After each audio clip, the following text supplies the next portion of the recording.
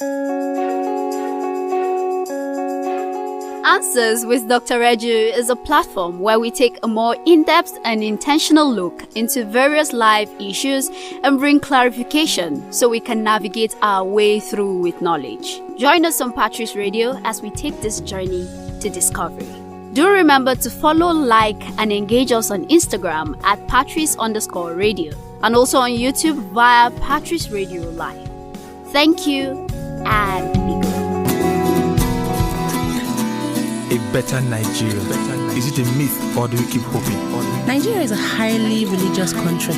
How come corruption thrives? Why is adoption not encouraged in Nigeria? Is there a future for the Nigerian youth? Being rich and famous, is that the only drive to be an artist? What makes a great nation? Is it the leaders? What about the people? This is Answers with Dr. Reju. Hi, my name is Onari, and this is Answers with Dr. Reju, where critical life issues are clarified. On our last episode, we talked about the long overdue civic awareness and participation that the masses ought to imbibe in relation to the activities of the leaders. We established that we can, in our own little spaces, do things right, which most assuredly will have a ripple effect in the larger society. Today, we continue on the role of the leaders and the citizens. With me in the studio today is Obi Brown. You're welcome to the program. Hi, Harry. Thanks.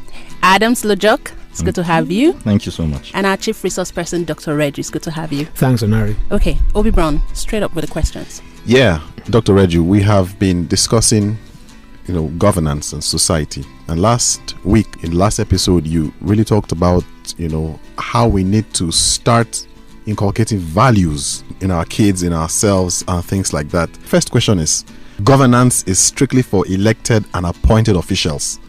Is that a right narrative? And if not, do citizens have a role to play in governance and nation building? First of all, it's a wrong narrative. Society governance is not about elected or appointed officials. It's actually the other way around. Governance society actually exists for the citizens, because even those in government, the governors, the appointed officials are primarily citizens, right? So the citizens are the primary focus of governance. The reason people are appointed, elected into offices is to serve the citizens. It's not about them. That's why, for instance, you call people in the civil service, you call it civil servants, public servant. The public there is actually the citizens. They exist. All the structures, all the institutions are put in place for one singular purpose. For instance, if you hear that maybe the president of a country, his primary role is to ensure the security of the people, lives and properties. The life of the people, the properties of the people. So the citizens are the focal point of governance. So it's not about those elected guys there. It's about them. And that's why they are critical. What's the elementary definition of democracy? The government of the people, by the people, and for the people. They are the focal point. Every policy, everything that is being done, the primary focus should be the people. So the citizens actually carry governance. They carry it. Those guys there represent the citizens. That point needs to be made, because especially in our context, we often forget that. People believe that the only way they can make a difference in governance is by going into offices. That is the least way you can actually make a difference. You're right? It's the least way. Because the citizens are unrestricted. If I'm a minister of education, that's a restricted kind of role. But if I'm a citizen, the minister of education answers to me, the minister of information answers to me, the minister, everybody, so it's unrestricted. Okay. So that must be said. That citizens themselves need to understand that governance exists for them, and they need to more than ever brandish that particular role. But there's a disconnect between the citizens and what we know as government. Now, what would you lay claim, and say this is responsible? Is it the citizens that pulled off, or the government, central government? Before you answer that, let me just still add to his question that governance, right, is a set of activities and there's government, and there's citizens. So just buttress what he's trying to ask, right? You're very right. You've really helped me with the answer to this question, because we need to be able to create the decision between governance, Yes. which is an activity, but government is the people. Yes. And that's where authority lies. Yeah. That's where the power is. Now, that power is given to some people for the purpose of governance. So that must be clarified. Now, he's asking that there's a disconnect. Who pulled away? Yeah. I would say both. Both. Because both of them, they have responsibilities. If one of them shirk in their responsibility, there will be that disconnect. Right? And then, especially now, when it is the citizens who are not alive to their responsibilities, it is more beneficial or more comfortable for those in governance, right, to carry out their activities without much pressure from those that are called to serve. If the citizens pull away, don't expect those in government, right, those who have been appointed by them to come and catch you. They won't, because it's not in their favor. Especially when they are not alive to their own responsibilities, when they see governance as a way of, pleasing themselves. Maybe it's a lifetime ambition, maybe it's or whatever, and not what is meant for the people. So if the two of them are not playing their roles effectively, but having said that, the one that really needs to play their role critically are the citizens. They asked one guy a question. He just became a coach, a football coach. He's been a footballer all his life. And this is the first time he's going to be a coach. And so you are taking your team now to, pre-season talk. Which one is easier, player or coach? He said, coach, I'm not going to do any runs. I'm not going to do any runs. I tell people now to run. So the guy who has been called to serve others don't want any kind of pressure. Right? And we help them. We now, citizens, we help them to be their best when we perpetually put them under that positive pressure. The primary role of citizens is to put pressure on those in governance to do what they are supposed to do. If they don't experience that pressure daily, the natural tendency is for them to use the office for personal purposes. Because as it seems right now, the citizens don't know that this is actually their function, their role, and then the people in governance now taking advantage. How do they reclaim that role that is theirs? Yeah. In answering that question, I think it's going to be of great benefit if we bring it down to our own peculiar context, to our own unique situation. Number one, we have the kind of government we run here, we copied it. That's a huge challenge, because whatever kind of system of government that the people adopt must be a reflection of who they are. Having said that, let's put that aside, because the question is, how do we reclaim it? Because this is where we find ourselves. We're in a democracy. Even if democracy is foreign to us, that's where we are. But there's a way citizens operate in a democracy. I think I said it sometimes here, in maybe one of the sessions, that my little time in the US, there's a refrain, there's a narrative. Citizens don't just have a right to demand responsible governance. It is a duty. It is considered to be a duty. Now, we must first of all understand that. If you say duty, it will come home more if I say that for you to pay your tax is your civic duty. That is, if you don't pay tax, you are defaulting on, is it a crime? Yes. Okay. It should be. In the same way, it's a crime against your own conscience, against citizenship, when you don't demand responsibility from those in governance. Now, first of all, citizens have to know that that's their role. And this is my own take. Citizens don't support government. I'll clarify. You don't be in the same boat with those in government. You support political parties to come into governance, right? Into government. But the moment they get in there, you are on the other side. It's not to frustrate them, but to put this kind of positive pressure on them. Demand from them what they promise to do. That's why every time a politician, those in government speak, citizens must listen. Every promise they give, you must listen. Because you are going to have to hold them accountable for that. If we do a survey in this city now, what are we expecting from Lalong? You discover something. Maybe it's something we still need to do. What are you expecting from Lalong? You will discover that many people will be expecting from Lalong what Lalong didn't promise. True. Right? So that's where you have the disconnect. Because when the guy was campaigning, nobody was listening because we all just get up for, with all the, the way we campaign here. It's all like a carnival. Nobody's listening to anything of substance. So we have our expectations as citizens. The government have a plan. I hope they do. So, but there is no cohesion. There is lack of coherence, no synergy between my expectation and what the guy says he wants to do. So that's where it starts from. I am here as a citizen to mount, unceasing pressure. Right? My well-being as a citizen depends on how this guy performs. We all can't go there. That's why we give the assignment to some people. So first of all, we need to realize this is our role. Government are not good in themselves. Good government is a product of responsible citizenry. When they are being put in a position where they are reminded every day that you are responsible to us.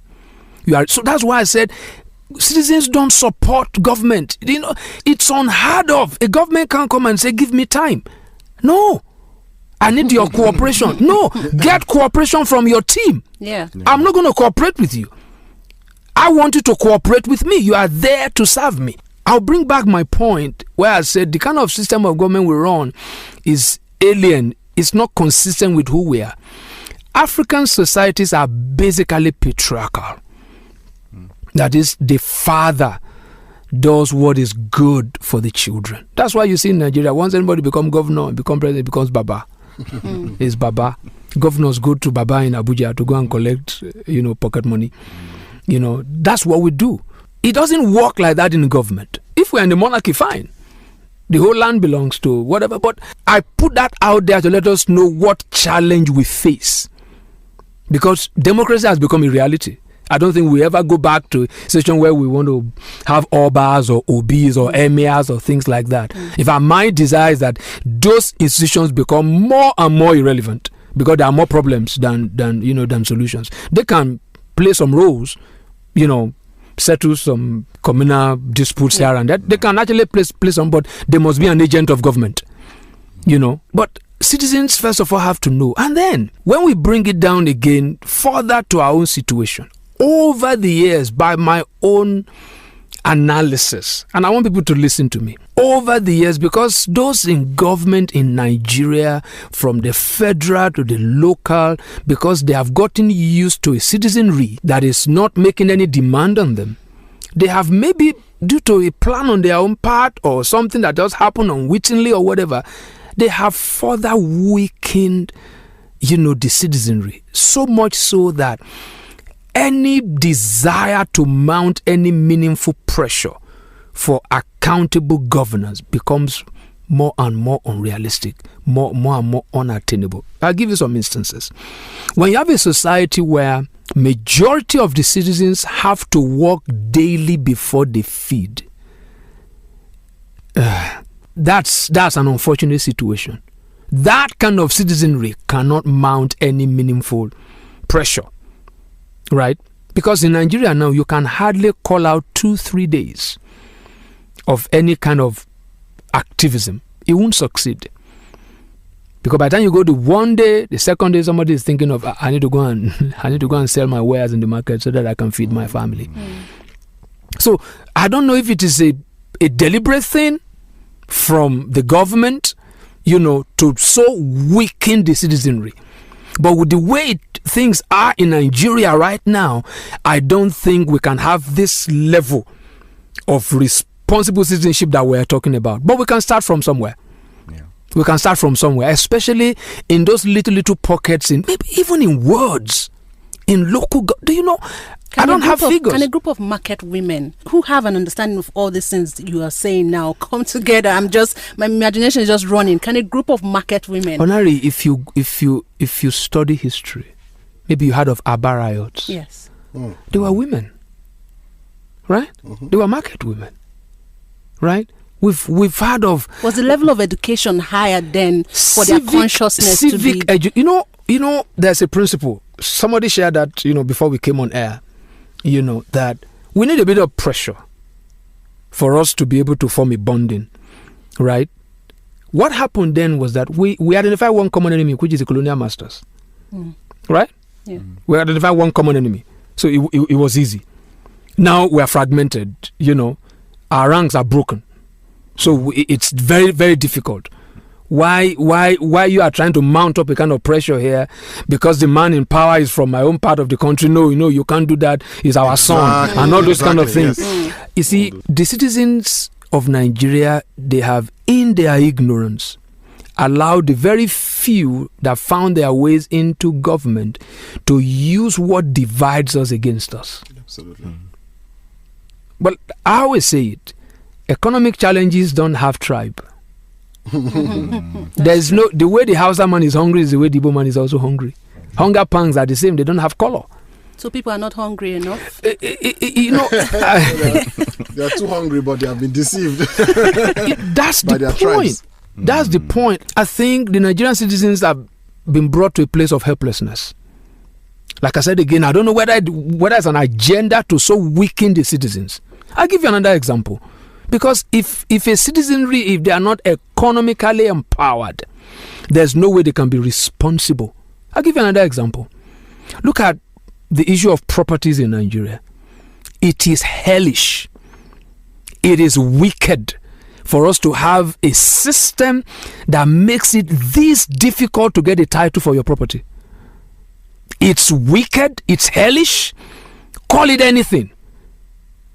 It is the height of wickedness. Because people, the way remember our session on wealth? Yeah. We said no nation is wealth until the wealth is common. Yeah. One of the ways you can ensure common wealth is property ownership. There are people in villages who are richer than people in the cities because they have a home that they can call them, but they don't have titles. They can't convert it to cash. When it becomes something you have to sweat and fight and bribe to get title for your property, it's wickedness. And that's why sometimes I'm tempted to believe that those in government deliberately put those stumbling blocks so that the citizens can't mount any sort of pressure on them. I agree that we're having some semblance of, people are coming on social network, but you know what?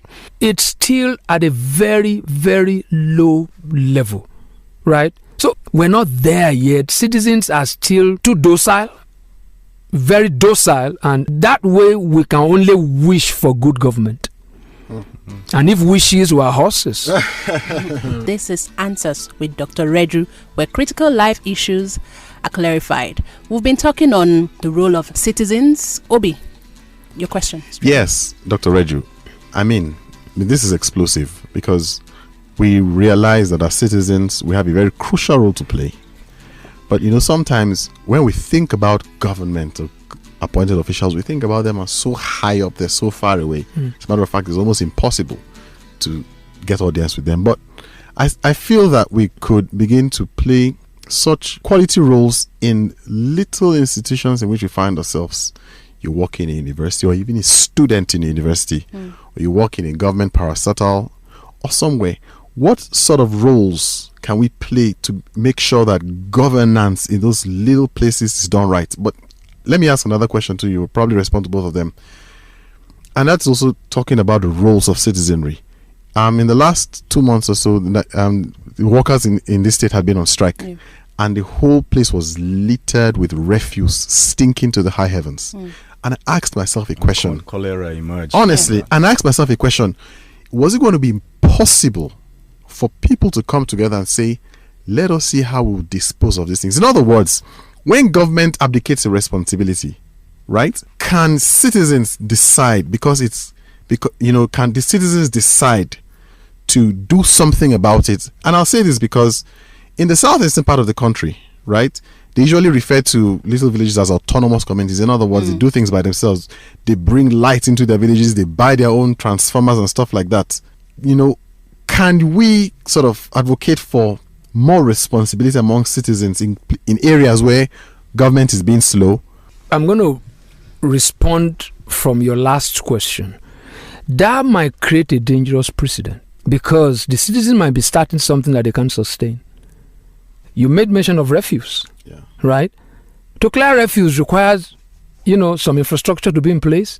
You can gather on a sanitation Saturday and say you want to gather, but the kind of refuse I saw in Terminus, the citizens don't have that kind of structure. They have, they are supposed to have been by their own tax and provide for such things. If citizens start that, it might be a dangerous precedent. There was a time, this is our brother in Ukraine. His church in Ukraine, Sunday Adelaja, took the government to court because they didn't pack refuse. Yeah, he took the government to court. But I don't want to lose track of where you started from, right? Because I learned activism as a student. And if today students have lost that particular, aspect of campus life, it's a tragedy. But what we are talking about here is this: citizens' responsibility. What sustained student activism in my days was our desire to study. We won't have a lecturer who won't come to class. We will make sure you are fired because we want to study. But today's students don't want to study. Today's citizens don't want to be responsible. They want the easy ways out. And we get the government that we deserve. Student union, even before we started putting government, student union wasn't a government. It was an activist kind of, most of them there were Marxists, they were, they had philosophical, ideologies that they actually used to demand effectiveness from the authorities in the university. In fact, the fear of student union is the beginning of effective vice chancellor in those days.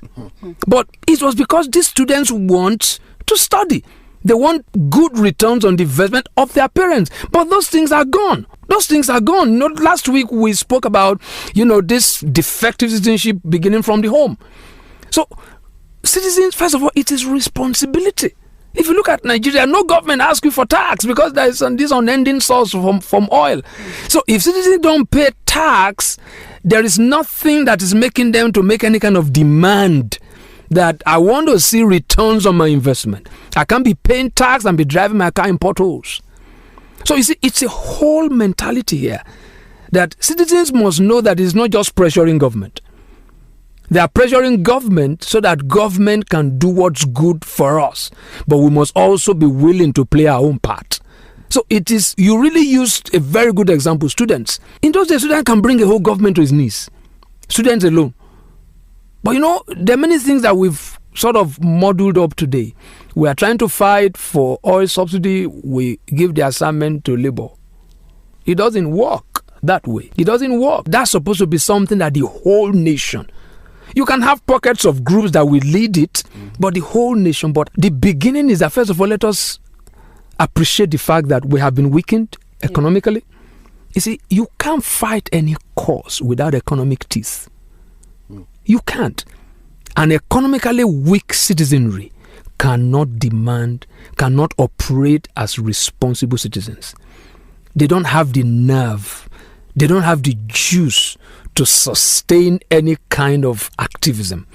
Even normal civil disobedience that is devoid of violence, they can't do it. Because the guy has to go and ride his keke napep to get something. He has to go and sell his oranges in the market. So if life is still at that base level, we have a lot to do. But even that life is at that base level becomes the starting point. I can't be on this level. Right? Something has to be done. Something has to be done. In developed world, public school is free. So thinking about school fees for your kid is already off the table. Public school is free. Some even add lunch because people pay tax. We go to community schools And it's as good as any private school anywhere. Even in this state now, civil servants are being paid for 7 months and we're still going to bed. Something is wrong somewhere. Citizens are not responsible. Civil servants are not paid for 7 in many states in the country, and life continues. If it's the other way around, if the government, those in government want to use that kind of a defect society to pursue their goals, you will see how it's sustained. They can use us to get their own political ambitions and things like that. We should also, because we have the number, absolutely, we are the one with the mandate, right?